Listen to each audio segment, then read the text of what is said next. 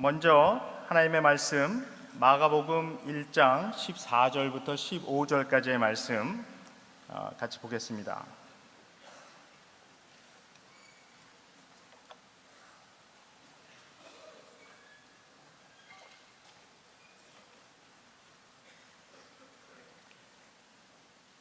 마가복음 1장 14절부터 15절까지 제가 읽겠습니다. 요한이 잡힌 후 예수께서 갈릴리에 오셔서 하나님의 복음을 전파하여 가라사대 때가 찼고 하나님 나라가 가까웠으니 회개하고 복음을 믿으라 하시더라. 저는 31년 전에 부모님을 따라서 미국에 이민 갔던 디아스포라 가정에서 자랐습니다. 31년 전만 해도 한국 사람들을 그렇게 사람들이 많이 몰랐기 때문에 제가 받았던 질문이 하나 있는데 아주 자주 받았던 그런 질문이었습니다. 어떤 질문이었냐면 너 어느 나라에서 왔느냐, 이런 질문을 많이 받았습니다. 그런데 그런 질문을 받을 때 보통 이렇게 갑니다. 너 중국에서 왔냐? 아니라 그러면 그 다음에 그럼 일본 사람이냐? 아니라 그러면 그때서야 이제 혹시 그럼 한국 사람이냐 이렇게 물어봤습니다. 하도 그런 질문을 많이 받다 보니까 제가 제 주위에 있는 사람들에게 이 중국 사람과 일본 사람과 한국 사람을 구분하는 법을 가르쳐 주기 시작했습니다. 그래서 제가 이렇게 얘기했습니다.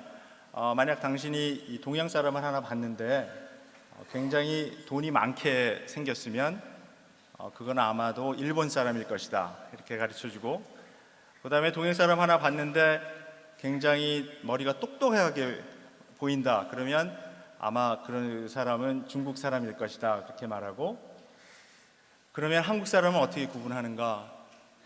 저같이 잘생긴 사람을 보면 아마 한국 사람일 것이다, 이렇게 얘기해 줬습니다.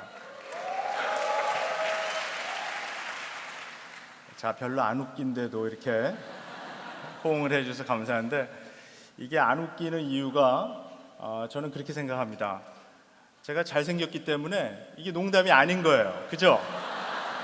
이게 못생긴 사람이 이런 농담을 하면 이게 굉장히 웃기는 건데, 아무튼 또 이번에 와서 이렇게 여러분과 함께 지내다 보니까 제가 25년 전에, 그러니까 1987년도에 갔던 그 얼베나 컨벤션이라는 그런 선교대, 이런 선교한국 같은 그런 선교대가 생각이 났습니다. 그때 제가 25살이었는데 본의 아니게 이렇게 나이를 밝히게 됐는데, 아무튼 거기 갔는데 너무나 은혜를 많이 받았습니다. 아직도 기억이 생생하게 납니다. 첫째 날 저녁에 빌리 그레엄 목사님이 나와서 이사야서 6장을 가지고 저희들에게 도전했습니다. 우리가 누구를 보낼꼬? 그랬을 때 제가 여기 있습니다, 저를 보내소서. 그때 같이 선교에 헌신했습니다. 선교에 헌신하면서 드렸던 기도가 하나 있었습니다. 그 선교대회는 3년에 한 번씩, 우리는 2년에 한 번씩 여기 열리잖아요. 3년에 한 번씩 열리는데 하나님, 3년 후에 제가 다시 오겠습니다. 그런데 3년 후에 올 때는 와이프랑 같이 올 수 있게 도와주십시오. 그때 제가 여자친구도 없었던 그런 시절이었었습니다. 그런데 어떻게 되었을까요? 응답을 들어주셨습니다. 그래서 90년도에 제가 결혼한 지 1년 된 와이프하고 같이 가서 같이 헌신을 했습니다. 여러분, 혼자 이렇게 솔로로 오신 분들 여기 많죠? 대부분이죠? 열심히 기도하십시오. 하나님께서 응답 들어주실 것인데, 그런데 너무 이 선교 한국 기간 동안에 찾으려고 그러지 마시고, 여기서 찾으면 또 좋지만 그래도 열심히 기도하시면 하나님께서 분명히 응답해 주시리라 믿습니다. 자, 제가 오늘 저녁 맡은 주제가 이번 대회 3가지 주제 중에 하나인 The Message에 관한 것입니다. 우리가 전하는 메시지가 무엇인가, 즉 복음이 무엇인가 하는 질문에 대한 묵상입니다.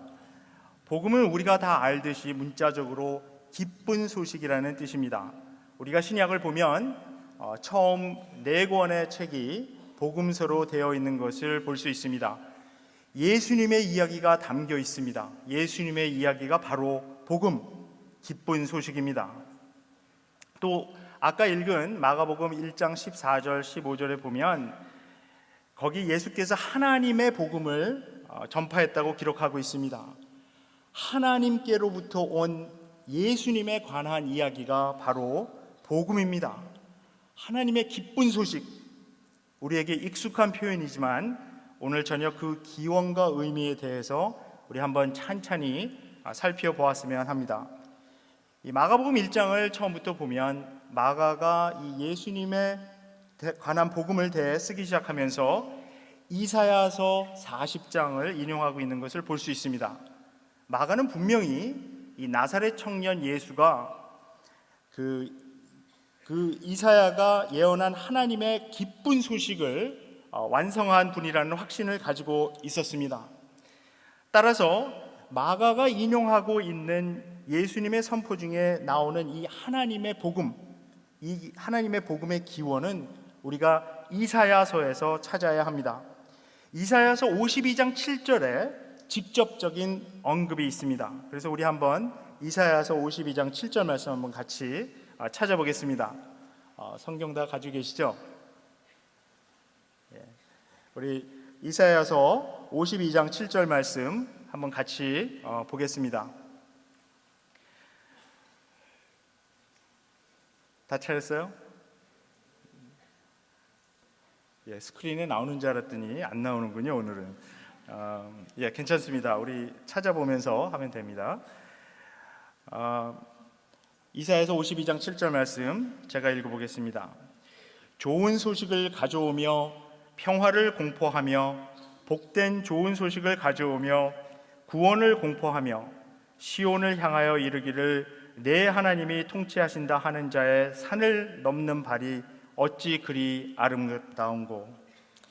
여기 나오는 좋은 소식, 또 복된 좋은 소식, 바로 그것이 복음입니다. 그런데 그 내용이 무엇입니까? 이 본문에 나와 있지만 이 좋은 소식, 복된 좋은 소식은 바로 평화, 구원입니다. 이 평화는 샬롬입니다. 히브리어로 샬롬은 온전함을 말하고 있습니다.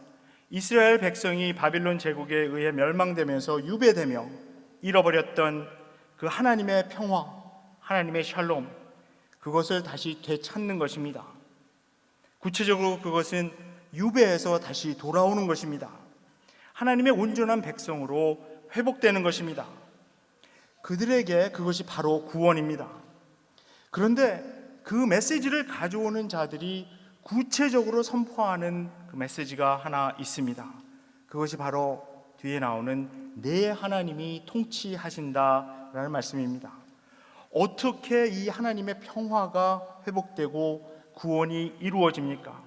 하나님의 통치가 오면 됩니다. 그런데 이 좋은 소식을 전하는 자들은 유배되어 노예로 살고 있던 이스라엘 민족을 향해 바벨론 제국의 황제가 통치하는 것이 아니라 바로 내 하나님이 통치한다고 선언하고 있습니다.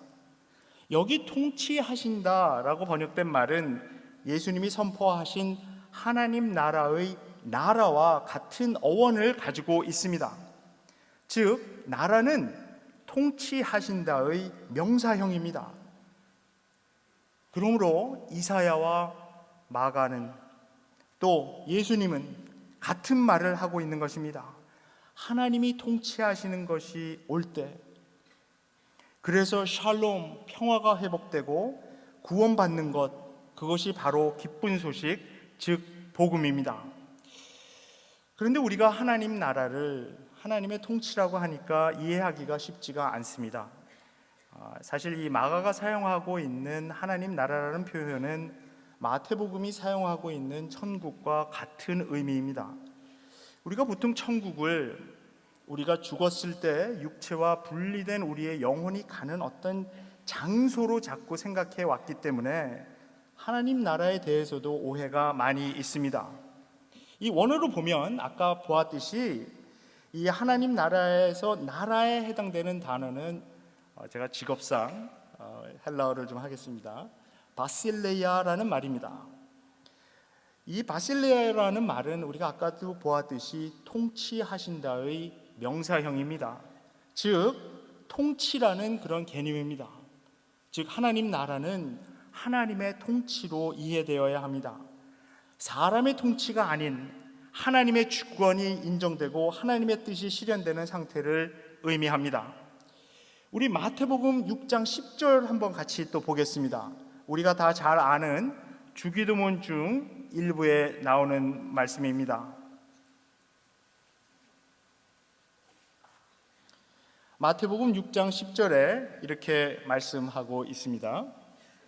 나라가 임하오시며 뜻이 하늘에서 이루어진 것 같이 땅에서도 이루어지이다. 세 번역에서는 이렇게 번역했습니다. 그 나라를 오게 하여 주시며 그 뜻을 하늘에서 이루심 같이 땅에서도 이루어 주십시오. 예수님은 분명히 우리에게 하나님 나라가 오게 하여 달라고 기도하라 그렇게 가르치셨습니다. 그런데 우리는 자꾸 거기 갈 생각만 하고 있는 것입니다. 죽은 다음에 가게 될 어떤 장소 개념에서 벗어나야 이 모든 것이 이해됩니다. 하나님의 통치가 우리의 삶 속에 오게 하여 주시옵소서. 그래서 하나님의 뜻이 하늘에서 이루어진 것 같이 땅에서도 이루어 주시옵소서. 이렇게 기도하라고 가르치셨습니다. 우리가 하나님 나라의 개념을 어떤 장소가 아닌 우리의 삶 속에 역사하는 하나님의 통치 개념으로 이해할 때 예수님께서 가르치신 그 많은 하나님 나라의 비유들이 이해되기 시작합니다. 그렇지 않으면 이 하나님 나라를 가르치신 예수님의 가르침 참 이해하기가 힘이 듭니다. 예수님께서 이 땅에 오셔서 가르치신 이 복음의 중심을 한마디로 요약한다면 그것은 하나님 나라라고 할 수 있습니다. 하나님의 통치가 이루어지는 것에 대해서 예수님이 계속 가르치셨습니다. 그래서 오늘 본문 우리가 마가복음 14장 1장 14절부터 15절까지 특히 15절에 집중해서 한번 자세히 보겠습니다. 제가 15절 말씀만 다시 한번 읽어보겠습니다. 이르시되 때가 찼고 하나님의 나라가 가까이 왔으니 회개하고 복음을 믿으라 하시더라. 첫째, 예수님은 때가 찼다라고 선포하고 있습니다. 어떤 시기가 다가왔다는 것입니다. 이때는 하나님께서 정하신 때입니다. 구약에서 하나님께서 약속하신 그 때가 왔다는 것입니다. 그 때가 언제입니까? 그때는 우리가 이미 보았던 이사야서 52장 7절에 잘 표현이 되어 있습니다. 그것은 바로 하나님의 통치가 오는 때입니다. 그 하나님의 통치가 와야 하나님의 평화가 오고 구원이 이루어지며 이스라엘의 회복이 이루어지는 그런 중요한 때인데 예수님은 바로 그때가 차서 이제 그때가 왔다라고 이렇게 선포하고 계시는 것입니다. 이사야는 계속해서 이사야서 61장 1절에 예언하고 있습니다. 이사야서 61장 1절에 보면 이렇게 선포합니다. 주 여호와의 영이 내게 내리셨으니 이는 여호와께서 내게 기름을 부으사 가난한 자에게 아름다운 소식을 전하게 하려 하심이라. 나를 보내사 마음이 상한 자를 고치며 포로된 자에게 자유를 갇힌 자에게 노임을 선포하며. 하나님의 나라는 하나님의 영으로 기름 부음을 받은 자, 즉 메시아를 통해 오십니다. 메시아로서 그 오실 분의 사역은 군대를 일으켜서 외세를 군사적으로 몰아내는 것이 아니라 가난한 자에게 복음을 전하는 것입니다. 마음이 상한 자를 고치고 포로와 갇힌 자에게 해방을 주시는 것입니다. 그래서 하나님의 통치가 이 땅에 오는 모습은 갑자기 그 메시아가 큰 군대를 일으켜서 전쟁을 일으키는 모습이 아니라 가난한 자와 죄인, 무시당했던 창녀와 세리, 그분들이 메시아와 함께 음식을 나누고 그들과 함께 메시아께서 잔치를 베푸는 그러한 장면입니다. 즉 주변 머리에서 무시당하고 억누름을 당했던 이들이 왕 되신 분과 함께 겸상을 하는 모습, 그것이 바로 메시아가 오는, 하나님의 통치가 오는 모습입니다. 그래서 분명히 이 마가복음 1장 15절에서 마가는 이사야가 예언하였던 그 메시아가 오심, 그것이 이 나사렛 청년 예수에 의해서 성취되었다고 선포하고 있는 것입니다. 예수님이 나타나셨을 때 그 때가 찬 것입니다. 하나님의 시간표에 의해서 드디어 하나님의 통치가 땅에서 시작되었던 것입니다. 둘째로 여기서 예수님은 하나님 나라가 가까이 왔다라고 선포하고 있습니다. 이 가까이 왔다라고 하는 표현은 이미 그 하나님의 통치가 너무 가까이 와서 그 영향이 강하게 느껴진다는 의미입니다. 마치 우리가 모닥불을 피워놓고 가까이 가면 그 불 속에 들어간 것은 아니지만 그 열기가 뜨겁게 느껴지는 것과 같은 이치입니다. 제가 오래간만에 한국에 왔더니 한국이 무지무지하게 덥습니다. 그 열기가 느껴지는 것, 지금도 굉장히 덥습니다. 그 열기가 느껴지는 것과 마찬가지 이치입니다. 예수님께서 오심으로 말미암아 메시아 예수, 즉 왕 되신 예수님을 통해 하나님의 통치가 시작된 것을 의미합니다. 이제 예수님의 가르치고 병 고치시고 선포하시는 사역을 통해 하나님의 통치가 어둠에 잠겨있던 이스라엘뿐만이 아니라 하나님께서 창조하신 모든 백성을 향해 시작된 것입니다. 예수님의 십자가와 부활은 그 하나님의 통치가 다시 돌이킬 수 없는 지점을 통과한 것을 보여줍니다. 그 방법은 유대인들이 생각했던 방법도, 또 로마 제국이 생각했던 방법도, 또 지금 현재의 세상이 생각했던 방법도 아닌 하나님의 방법이었습니다. 세상적으로 보면 도저히 이해되지 않는 방법으로 오셨습니다. 그런데 그 방법으로만 하나님 나라는 왔고 지금 또 오고 있습니다.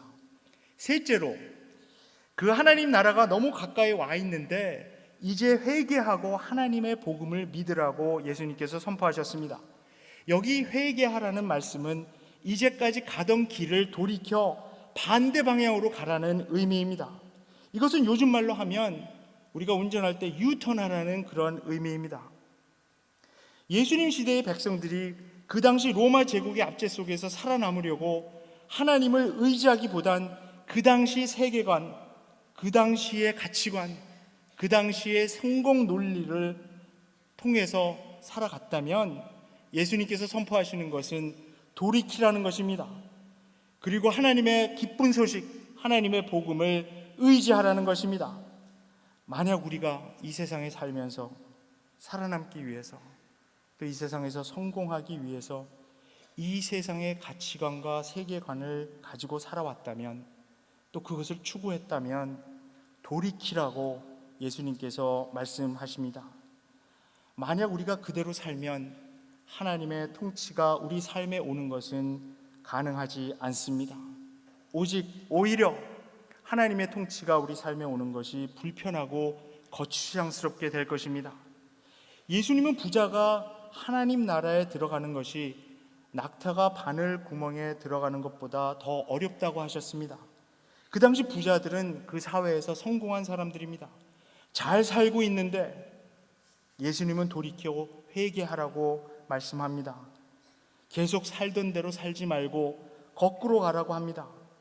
이 세상에서의 성공이 하나님 나라에서는 통하지 않고 오히려 하나님의 통치를 받는데 방해가 될 것이라는 것입니다. 이 세상의 가치관대로 살지 말고 이 세상의 성공 논리를 의지하지 말고 하나님의 복음을 의지하라는 이 말씀, 사실 지키기 굉장히 어려운 말씀입니다. 이 세상의 통치가 하나님의 통치와 부딪힐 때 우리가 어떤 선택을 해야 할지는 너무나 분명한 겁니다. 그러나 그렇게 쉽지는 않습니다. 그러나 그것이 예수님께서 우리에게 요구하시는 것입니다. 성경 말씀에서 계속 가르치는 하나의 원리가 있습니다. 우리가 만약 예수님을 믿는다고 하면서도 계속 복음의 가치관을 따라가지 않고 이 세상의 성공 원리를 따라 산다고 하면 그것은 우상 숭배입니다. 이 세상은 끊임없이 우상을 만들어냅니다. 이 한국에 오니까 제가 보기에는 우상 숭배의 천국입니다. 무슨 아이돌이 이렇게 많은지 뭐 말끝마다 돌자를 붙여서 이렇게 얘기를 하는데 처음에는 그것이 무슨 얘기인지 잘 몰랐습니다. 우상 숭배는 정말 무서운 것입니다. 성경에서 우상 숭배에 대해서 경고할 때 계속 말씀하시는 것이 있는데 그것이 무엇이냐 하면 우리 인간들은 피조물로서 누군가를 예배하도록 지어졌다는 것입니다. 그리고 우리는 예배하면서 그 예배하는 대상을 계속 닮아간다는 것입니다. 영어로 표현하면 We become what we worship. 자기도 모르는 사이에 자기가 예배하는 우상을 닮아갈 수도 있고 하나님을 닮아갈 수도 있습니다. 무섭지 않으십니까? 우리 주위에 너무나 많은 우상들이 우리의 삶에서 하나님의 자리를 차지하려고 경쟁하고 있습니다. 온갖 좋은 것으로 우리를 유혹합니다. 돈과 성공, 명예 보장하는 것처럼 유혹해서 하나님 믿는 것은 좋으나 교회 안에서만 믿으라고 우리에게 재촉합니다. 나머지 시간엔 자기들을 따라오라고 합니다. 그러면 행복해질 거라고 우리 귀에다 대고 계속 속삭입니다. 그럴 수 없습니다. 만약 우리가 계속 이 우상들을 따라가게 되면 우리는 하나님 아닌 다른 존재와 점점 더 닮아갈 것입니다. 돈과 성공, 명예 줄지도 모릅니다. 그러나 더 중요한 것은 하나님을 닮아가며 우리가 누릴 수 있는 사랑, 평안, 기쁨, 화해, 용서, 섬김, 나눔, 생명 이런 것들은 점점 없어지고 미움, 불안, 불평, 적대심, 원수갚음, 인색, 착취 즉 점점 죽음을 향해 가게 될 것입니다. 살고 있지만 사는 것이 아닌 숨쉬고 있지만 죽어 있는 상태가 될 것입니다. 하나님 믿는다고 하지만 생명 없이 죽음이 가득한 생활을 하게 될 것입니다. 회개하고 하나님 복음을 믿어야 합니다. 하나님의 통치를 우리의 삶에서 우리의 공동체에서 경험하려면 세상 복음 믿지 말고 하나님의 복음 믿어야 합니다. 자, 하나님의 복음을 믿는다는 의미가 하나님의 통치를 받는 것이라면 하나님이 통치하신다는 것이 오늘날 우리에게 어떤 의미가 있는지 생각해 봐야 합니다. 그것은 간단히 말하면 하나님의 승리를 믿는 것입니다. 하나님께서 다스린다는 것을 우리가 믿는 것이고 인정하는 것입니다.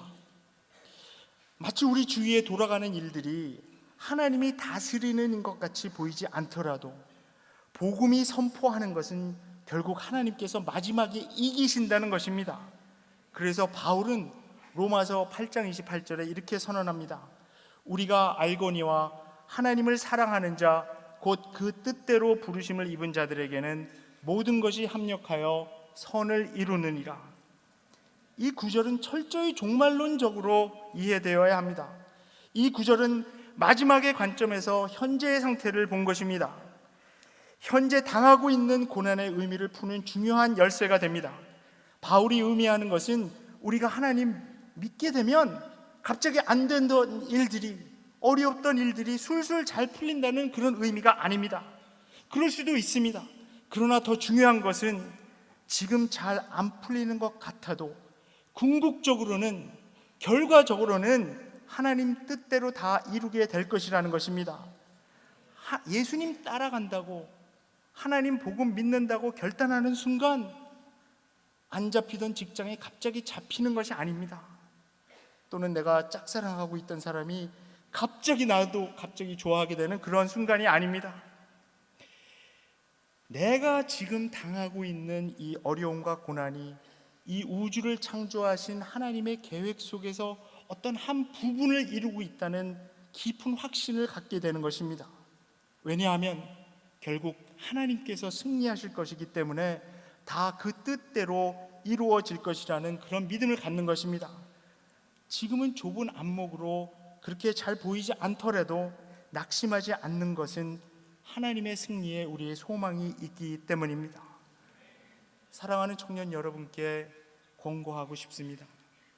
일이 잘 안 풀리는 것 같고 사방으로 우겨쌈 받은 것처럼 답답하고 탈출구가 보이지 않습니까?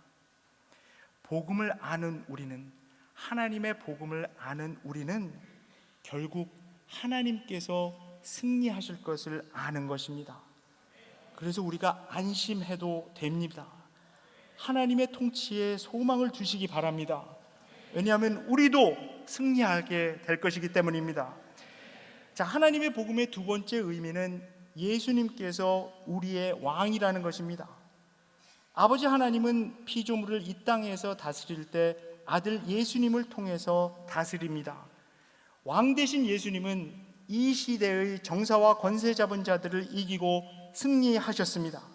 예수 그리스도의 죽음과 부활은 이 시대의 정사와 권세 잡은 자들의 방법이 틀린 것이며 예수님의 방법이 옳다는 것을 증명한 사건입니다.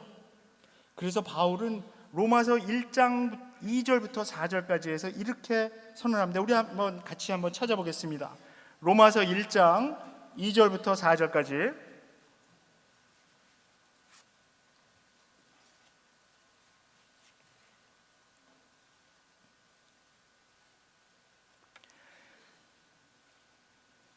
이렇게 선포합니다. 이 복음은 하나님이 선지자들을 통하여 그의 아들에 관하여 성경에 미리 약속하신 것이라. 그의 아들에 관하여 말하면 육신으로는 다윗의 혈통에서 나셨고 성결의 영으로는 죽은 자들 가운데서 부활하사 능력으로 하나님의 아들로 선포되셨으니 곧 우리 주 예수 그리스도시니라. 예수 그리스도의 죽음과 부활은 하나님의 통치가 어떤 방법으로 와서 하나님의 복음이 완성되었는지 보여주는 결정적인 사건입니다. 분명 예수님은 선지자들의 예언대로 인간적으로 보면 다윗의 혈통으로부터 온 메시아입니다. 그러나 그가 왕이 되는 방법은 인간적인 방법이 아닙니다. 인간적으로 다윗과 같은 왕이 되려면 전쟁을 치러야 합니다. 그런데 예수님께서 치르신 전쟁은 영적인 전쟁입니다. 그래서 영적으로 보면 그가 죽임을 당했을 때 하나님이 그를 일으켜 세워 그의 죽음이 부당했고 그의 앞에 모든 무릎을 꿇고 모든 혀가 그를 주님으로 고백하게 될 능력 있는 하나님의 아들로, 즉 왕으로 선포되며 부활하셨던 것입니다. 예수님의 왕으로 선포되셨기 때문에 이제 우리는 그의 통치를 경험할 수 있습니다. 자, 이제 결론을 내리겠습니다. 사실 우리가 하나님 나라를 이 하나님의 통치라고 이해하는 것은 그렇게 쉬운 일이 아닙니다. 왜냐하면 우리가 통치라는 말을 접하면 떠오르는 이미지가 있기 때문입니다. 굴림하고 힘을 휘두르는 모습이 자꾸 보입니다. 하나님의 좋은 통치를 우리가 경험해 보지 못했기 때문입니다. 하나님의 통치는 하나님이 우리 위에 왕으로 오셔서 우리 위에 군림하는 그런 모습이 아닙니다. 하나님의 통치가 오는 방법은 예수님께서 우리를 통해, 우리의 삶을 통해서 왕으로 드러나는 것입니다. 무슨 의미냐 하면 예수님께서 그의 삶과 가르침, 죽음과 부활을 통해서 이 하나님의 통치가 어떻게 가능한지, 어떻게 이루어지는지 이미 우리에게 보여주셨습니다. 그리고 그 하나님의 통치는 그를 따르는 사람들에 의해서 계속 왔고 오고 있고 올 것입니다. 요한계시록 5장 9절부터 10절에 보면 이렇게 말씀합니다. 우리 요한계시록 5장 9절부터 10절까지 한번 같이 보겠습니다. 자, 우리 이 구절이 마지막 찾는 구절입니다. 여러분 많이 찾느라고 수고하셨습니다. 자, 요한계시록 5장 9절부터 10절까지 같이 보겠습니다.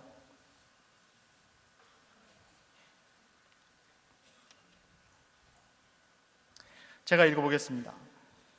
그들이 새 노래를 불러 이르되 두루마리를 가지시고 그 인봉을 떼기에 합당하시도다. 일찍이 죽임을 당하사 각 족속과 방언과 백성과 나라 가운데에서 사람들을 피로 사서 하나님께 드리시고 그들로 우리 하나님 앞에서 나라와 제사장들을 삼으셨으니 그들이 땅에서 왕노릇하리로다 하더라. 어린 양 되신 예수 그리스도의 죽음으로 말미암아서 그의 피로 하나님께 바쳐진 사람들이 나라와 제사장이 되는 그런 모습입니다. 그것이 하나님의 통치가 오는 모습입니다. 어린 양 예수는 그의 피로 각 족속과 방언과 백성과 나라 가운데서 사람들을 사서 하나님께 바쳤습니다. 여기에 아무 차별이 없습니다. 온갖 종류의 사람들, 우리 가까운 데 있는 사람들, 멀리 있는 사람들, 백인이나 흑인이나 우리 동양 사람이나 파란 사람이나 붉은 사람이나 모두 다 하나님께서 사셔서 예수님의 그 피로 사셔서 하나님께 바치셨습니다. 그리고 그 사람들에게 할 일이 주어졌습니다. 예수님을 따르는 사람들은 땅에서 왕노릇, 즉 통치하게 될 것을 여기서 보여주고 있습니다. 그런데 그 통치의 방법이 세상의 방법과 너무나 다릅니다. 예수님은 하나님의 통치 방식을 그 비유를 통해서 가르쳐 주셨는데, 정리하면 이렇습니다. 하나님의 통치 방식은 치유를 통한 통치 방법입니다.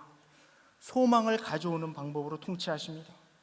변화시키시고 정의를 이룩하시고 사람과 사람을 화해하는 방법으로 통치하십니다.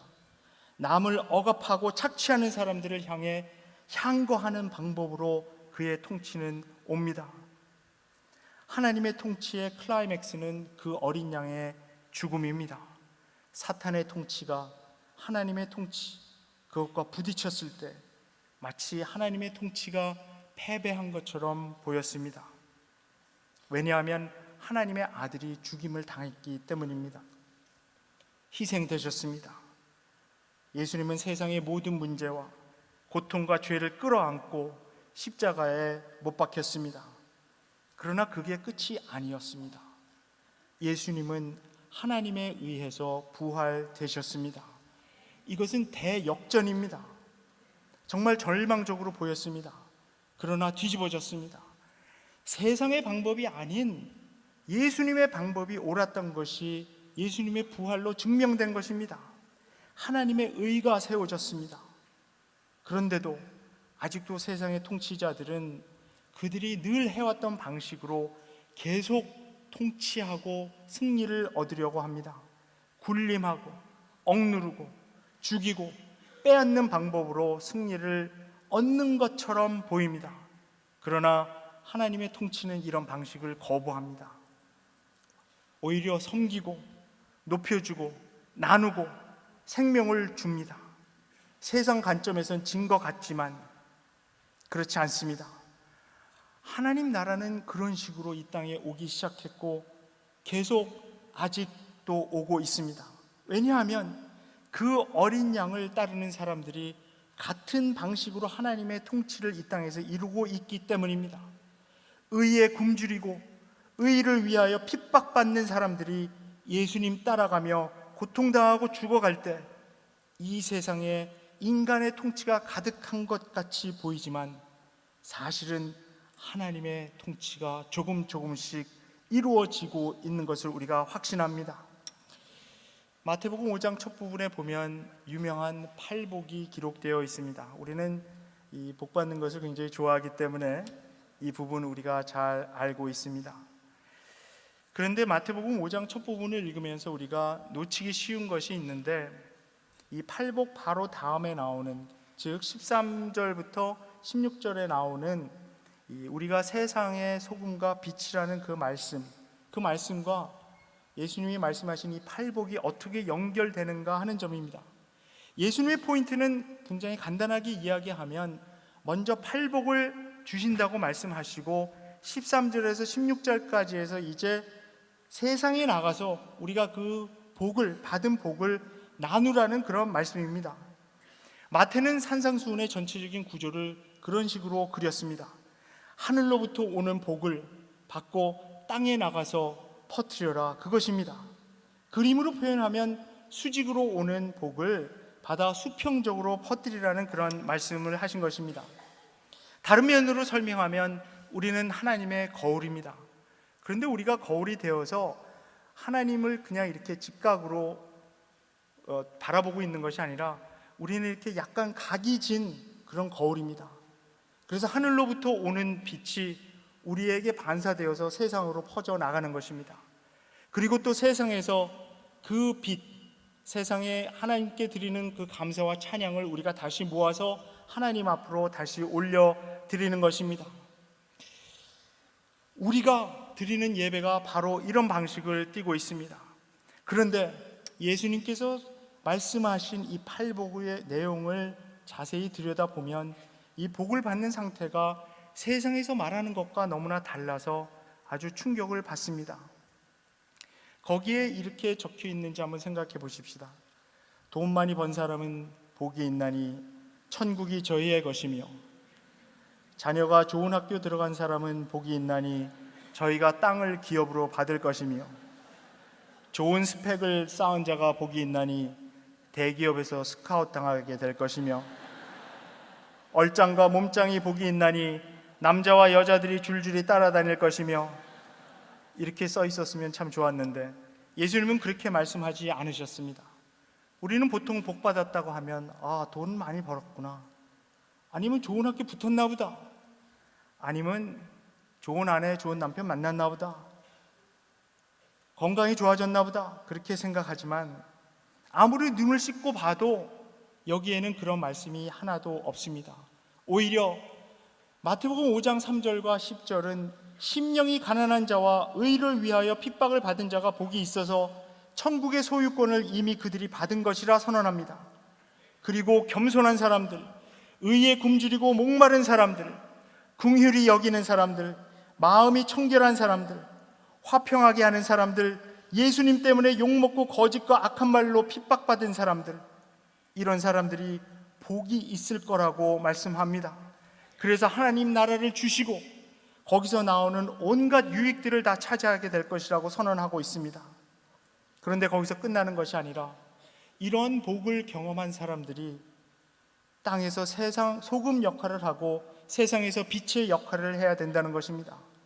그것이 복의 내용입니다. 즉 하나님의 주권과 통치를 받으며 사는 삶을 의미합니다. 그런 삶을 경험한 사람들이 세상에 나가서 썩어질 세상을 썩지 않게 하는 소금 역할을 하고 어두워진 세상을 밝히는 빛으로 살아가는 것, 그것이 복음을 아는 하나님 나라 백성이 할 일입니다. 제 사무실 그 컴퓨터 모니터 앞에 제가 항상 마음에 되새기며 하루를 살아가는 말씀을 적어 놓은 것이 있는데 소개하고 싶습니다. 아침마다 읽고 하루를 시작합니다. 시편 116편 12절부터 14절에 있는 말씀입니다. 거기서 이렇게 말씀합니다. 주님께서 나에게 베푸신 모든 은혜를 내가 무엇으로 다 갚을 수 있겠습니까? 내가 구원의 잔을 들고 주님의 이름을 부르겠습니다. 주님께 서원한 것은 모든 백성이 보는 앞에서 지키겠습니다. 얼마 전에 우연히 어떤 선교사님의 전기를 하나 읽게 되었습니다. 서서평이라는 한국 이름을 갖게 된 독일계 미국인 선교사 엘리자베스 셰핑이라는 분의 전기였습니다. 그분은 지금부터 꼭 100년 전인 1912년에 이 어둠에 잠긴 조선 땅에 도착했습니다. 그때 그분의 나이가 32살, 처녀 몸으로 이 땅에 오셨습니다. 향후 22년간 치열하게 그분은 조선 땅에서 복음을 전하며 살다가 1934년 이 조선 땅에서 삶을 마쳤습니다. 전기를 쓴 분은 이렇게 기록합니다. 그 당시에 조선이 나라를 잃은 슬픔과 절망에 빠져서 가난한 자와 병든 자를 돌볼 힘도 의지도 없었다고 쓰고 있습니다. 서서평 선교사님은 그 당시 아무도 돌보지 않던 나병 환자, 가난한 고아와 과부들을 품고 그들을 섬기다가 가셨습니다. 14명의 아이들을 데려다 입양해서 키웠고 소박받아 아무데도 갈 곳 없는 38명의 미망인들도 데려다 같이 살았습니다. 그들에게 평생 하나님의 말씀을 가르쳤습니다. 54 되던 해 1934년도에 자기가 섬기던 분들의 병을 옮겨받아 병사하셨습니다. 이 선교사님의 죽음을 보도한 1934년 6월 28일자 동아일보는 제목을 이렇게 뽑았습니다. 보리밥, 된장국과 고무신 끌고 생활, 자기 몸과 재산을 돌보지 않고 전심력을 교육 자선해. 선교사님이 죽었을 때 유품을 정리하러 갔던 어떤 선교사님은 그의 침대맡에 걸려있던 좌우명을 보게 되었습니다.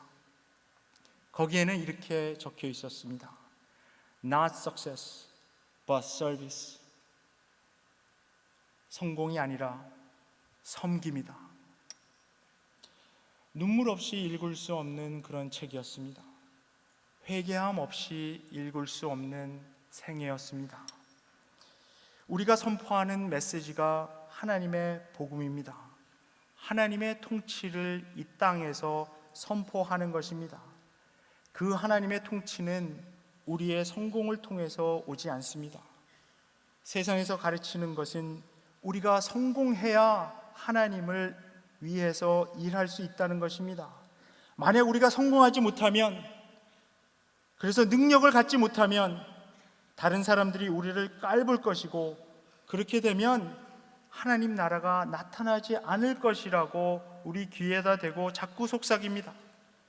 그래서 더 많은 파워, 능력을 갖고 멋있고 약점 없고 훌륭한 사람이 되라고 자꾸 가르칩니다. 제가 어렸을 때부터 귀가 따갑게 들은 기도가 하나 있습니다. 무엇인지 아십니까? 꼬리가 되게 하지 마시고 머리가 되게 하소서. 그래서 제 머리가 이렇게 커졌는지도 모르겠습니다. 그래서 공부도 잘해야 하고 좋은 대학에 가서 좋은 스펙 쌓고 높은 지위에 올라가야 한다고 가르칩니다. 무한 경쟁으로 뛰어들어가서 다른 사람들 짓밟고 올라서야 복음을 전할 수 있는 기회가 올 것이고 복음을 전할 수 있는 능력이 올 것이라고 가르칩니다. 세상에서 가르치는 것과 다른 점이 없습니다. 아닙니다. 하나님의 나라는 세상에서 도저히 이해하지 못하는 방법으로 옵니다. 하나님의 통치는 세상에서의 성공이 아니라 섬김으로 오는 것을 우리가 믿어야 합니다. 사랑하는 청년 여러분, 이 일에 우리가 증인입니다. 이 복음에 우리가 증인입니다. 하나님 나라가 어떻게 오는 것인지 증인으로 살아가는 것입니다. 세상의 통치는 예수님을 생명의 주를 죽였지만 하나님은 부활시키셨습니다. 예수님의 방법이 옳았습니다. 힘으로, 능력으로, 군대로 군림하지 않고 희생하고 섬기고 죽임당하는 방법으로 예수님은 하나님의 통치를 이 땅에 실현하셨습니다. 그리고 그 방법을 따라 우리도 따라오라고, 우리도 그것의 증인으로 살아가라고 우리에게 도전하십니다. 우리 모두 죽임을 당하신 이 어린 양을 우리의 왕으로 모십시다. 우리의 삶을 통해 그분이 왕으로 드러나도록 그분이 가신 방법대로 우리도 희생으로, 섬김으로, 고난을 피하지 않고 세상에 나아가 하나님의 복음을 우리의 삶으로 선포하십시다. 죽임을 당하신 어린 양께 모든 것을 드리고 그분이 가신 그 길로 우리도 같이 따라갑시다. 하나님의 통치는 이 땅에 이미 왔습니다. 되돌려질 수 없습니다. 이 하나님의 통치는 계속해서 올 것인데 그 어린 양 예수를 따르는 사는 그 삶을 통해서 오실 것인데 우리 청년 여러분께 오늘 저녁 도전하고 싶습니다. 여러분의 삶이 이 하나님의 복음의 증인으로서 하나님의 통치가 우리 이 땅에 또 이 땅을 넘어서 열방의 땅끝까지 퍼뜨리는데 여러분의 삶을 드리지 않겠습니까? 여러분의 삶을 드리고 그 어린 양의 방법대로 우리가 하나님 나라의 복음, 하나님의 통치의 그 복음을 선포하며 이 세상 같이 살아가십시다. 우리 기도하겠습니다. 우리 한번 같이 기도하겠습니다. 한 가지만 놓고 기도하십시다. 하나님을 믿는다고 하면서도, 또 하나님 복음을 믿는다고 하면서도, 또 복음을 안다고 하면서도 나의 삶이 정말 하나님의 통치를 받고 있었는지, 또 지금 받고 있는지 한번 돌아봤으면 좋겠습니다. 하나님을 예배한다고 하면서도 세상의 가치관과 세계관으로 가득 차서 세상의 성공 논리를 따라가고 있지는 않았는지, 만약 우리 그랬다면 회개합시다. 때가 찼고 하나님의 통치가 왔는데 하나님의 복음보단 세상의 복음을 혹시 따라가고 있지는 않았는지 하나님 앞에 솔직히 내어놓고 기도합시다. 회개하고 그렇게 되지 않게 도와달라고 하나님께 매달립시다. 같이 기도하겠습니다.